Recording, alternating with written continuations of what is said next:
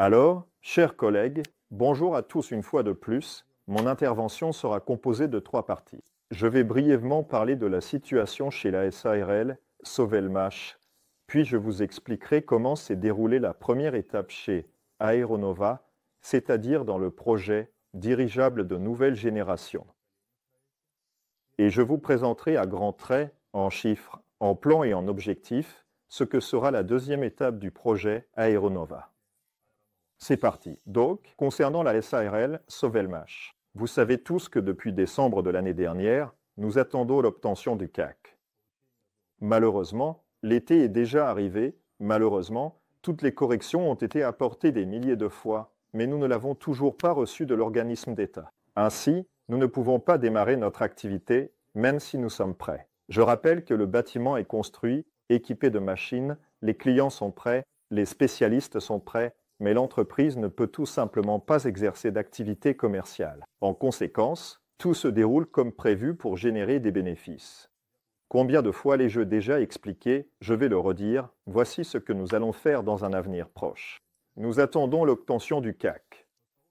Une fois que nous aurons reçu l'attestation d'achèvement des travaux, nous déposerons une demande d'autorisation de mise en service. C'est à ce moment-là que la commission d'État confirme que tout est en ordre et que l'on peut effectivement commencer à travailler. Donc, la première étape, l'obtention du CAC, consiste à changer le statut de chantier inachevé en bien immobilier. Ensuite, dans ce site, précisément dans l'usine que vous voyez à l'image, il faut obtenir l'autorisation de mise en service pour pouvoir commencer l'activité. Après cela, nous achetons à un prix vraiment très bas le terrain sur lequel se trouve actuellement l'usine, qui est pour l'instant en location, pour l'intégrer dans le patrimoine de l'entreprise. Nous évaluons l'entreprise, nous évaluons les actifs immatériels, nous intégrons tout cela dans la société, puis nous procédons à la réorganisation de l'entreprise. Parallèlement, l'activité commerciale démarre et l'entreprise commence à atteindre l'autofinancement. C'est-à-dire que, dans l'année qui suit l'obtention du CAC, comme nous l'avions annoncé, nous prévoyons d'arrêter le financement afin que l'entreprise commence à générer des revenus, à subvenir à ses propres besoins et à commencer à rapporter de l'argent aux investisseurs. Ensuite, nous procédons à la réorganisation, nous émettons des actions et ces actions, proportionnellement aux parts, seront transférées aux investisseurs. Cela se fera dans ces délais approximatifs.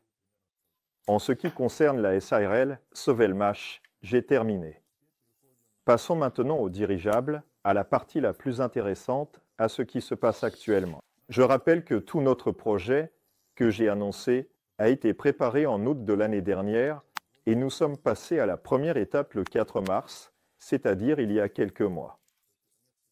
Vous avez l'impression que tout cela fait longtemps du bruit sur Internet. Donc, le 4 mars, nous sommes passés à la première étape des dirigeables de nouvelle génération. À ce moment-là, avec Pacha et Fedia, nous nous sommes réunis, nous avons organisé un webinaire et expliqué ce qu'est l'entreprise et quels sont les objectifs de la première étape.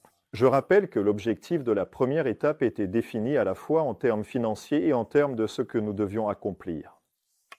À ce moment-là, nous avions indiqué que la somme à collecter pour cette première étape devait se situer entre 2,5 et 5 millions de dollars.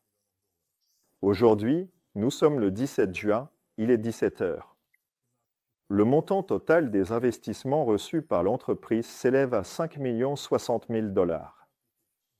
Sur ce montant, 3 millions de dollars ont été investis dès la phase 0.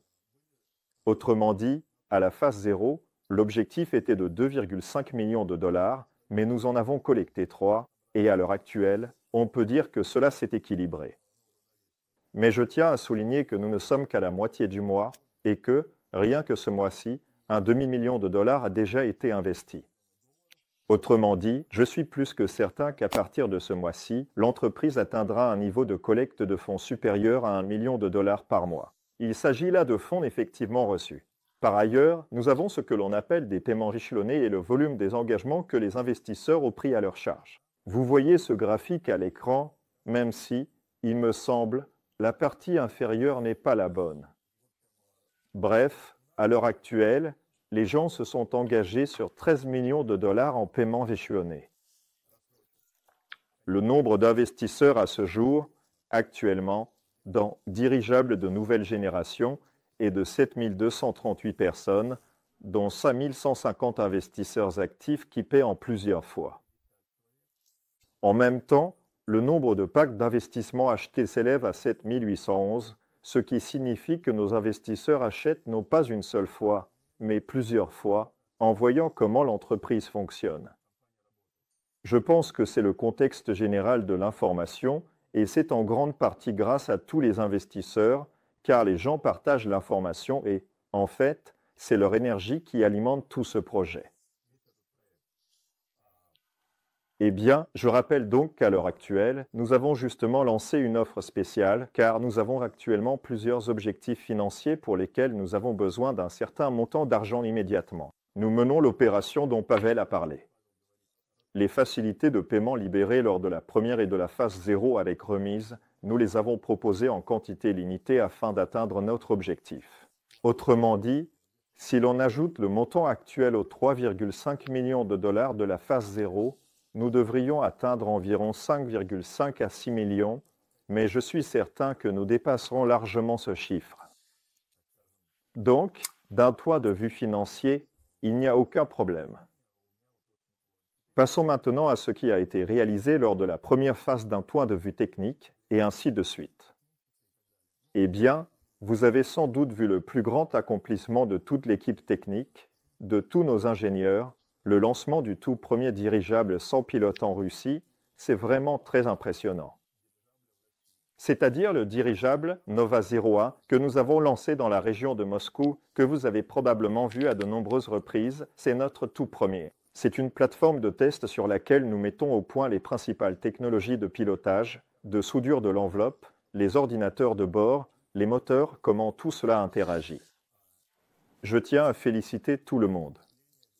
Je l'ai déjà dit lors de l'annonce, vous pourrez bientôt venir voir par vous-même, tous ceux qui viennent, tout comme moi et toute l'équipe, sont impressionnés par ce qui a été accompli.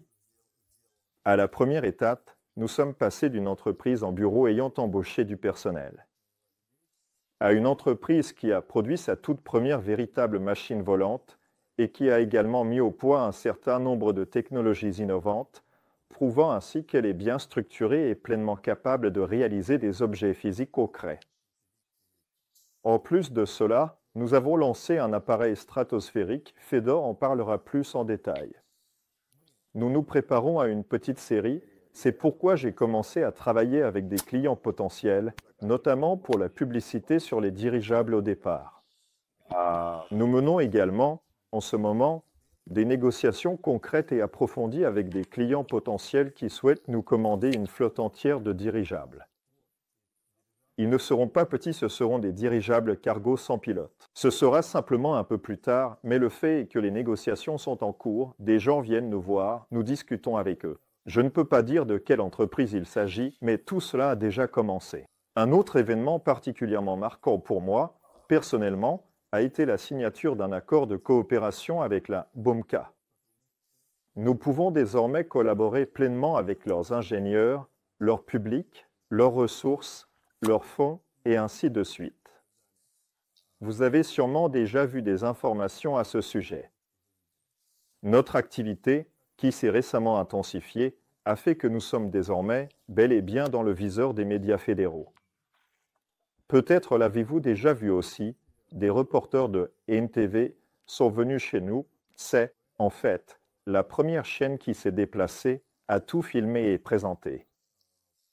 C'est-à-dire, vous savez, il arrive que des entreprises prennent contact et réalisent certains reportages commerciaux et ainsi de suite. Dans notre cas, en réalité, ils cherchaient simplement un sujet, ils se sont donc tout naturellement adressés à nous et l'équipe leur a absolument tout présenté, tout montré, en détail, etc.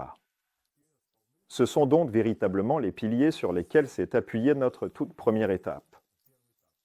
Concernant la deuxième étape, en effet, nous avons tous déjà grandi, les objectifs fixés pour cette nouvelle phase sont désormais plus ambitieux et exigeants. La deuxième étape durera également 3 à 4 mois. L'objectif principal, dont je suis responsable sur le plan financier, est de réunir 5 millions de dollars d'investissement, car nous commençons déjà à avoir des dépenses plus importantes à ce stade. Deuxièmement, à cette étape, Nous allons préparer et lancer une plateforme russe de crowdinvesting avec un enregistrement auprès de la Banque centrale.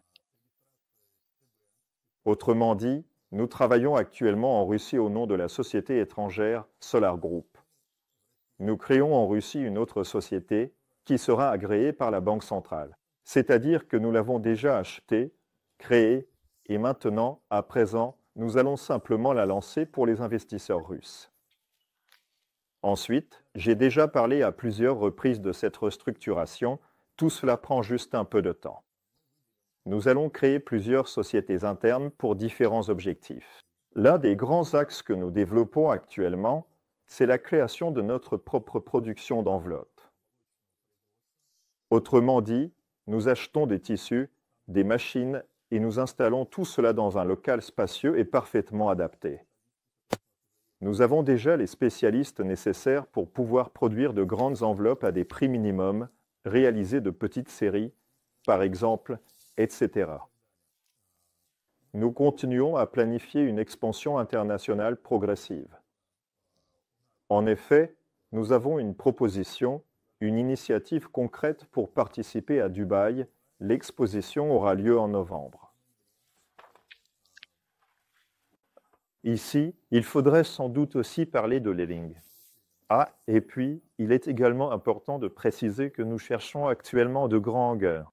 Je suis allé à Tobligati avec Fedia. On peut même montrer ces images où l'on examine différentes options, les construire, mais dans la situation actuelle, cela prendrait probablement beaucoup trop de temps. Du coup, nous avons des camarades qui se manifestent, comme Oleg, par exemple, qui a simplement proposé son propre local pour y installer la production et les essais des dirigeables. Nous sommes donc, en ce moment même, actuellement toujours activement à la recherche de ce genre de propositions. Voilà, c'est à peu près tout pour l'essentiel et l'important. Nous préparons différents supports promotionnels que vous pouvez retrouver sur nos sites. Il est possible que les gars vous en montrent quelques-uns aujourd'hui. Autrement dit, le travail avance dans tous les domaines, financiers, techniques, juridiques et ainsi de suite.